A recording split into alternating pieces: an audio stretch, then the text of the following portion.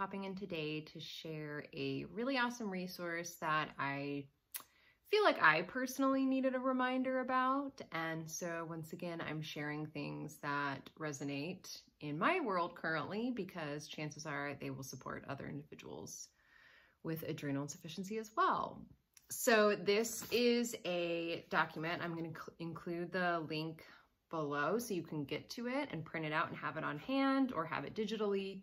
But it is a emergency personnel staff specific letter for individuals with adrenal insufficiency and Addison's disease, and the protocol and steps that need to happen for those individuals when they're going into a crisis, as well as the care that's needed from their medical professionals. Because as many of us with adrenal insufficiency know, a lot of times the different doctors and medical professionals that we see tend to know little, I'll say less than we do about adrenal insufficiency or Addison's disease, depending on the individual. So this document has a specified letter on the very front of it. It's a 3-page document from the National Adrenal Diseases Foundation that addresses the emergency personnel, saying you're receiving this letter because you have a patient with adrenal insufficiency.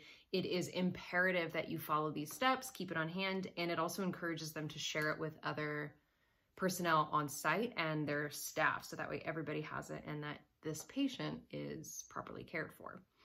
It also has a little paragraph on what Addison's disease is, so it has a clear definition for those individuals on hand, and then an adrenal crisis care letter specifically saying, you know, this is from the National Adrenal Disease Foundation, follow these steps, it is important, pass it out to everybody. And then the last page is the full document, which includes the symptoms of a Addisonian crisis, as well as all the things to look out for, how it should be treated, and then the protocol, including the IV of 100 milligram. And then it even has information at the bottom for the patient to fill out, including the patient's name, the doctor, who to call in an emergency, pretty much so you can personalize it to yourself, like our emergency wallet ID cards that we keep on us, or our medical ID jewelry that we have and wear. This is just another additional supportive tool. It's super easy, print it out, have it on hand. And honestly, I would recommend giving it to every single one of the doctors that you work with, dentists, gynecologists, whomever you are seeing a specialist of any kind, give them this letter so that way they have it. You can feel a bit more protected knowing that you have given the full spectrum of what is possible with your condition with adrenal insufficiency in their care.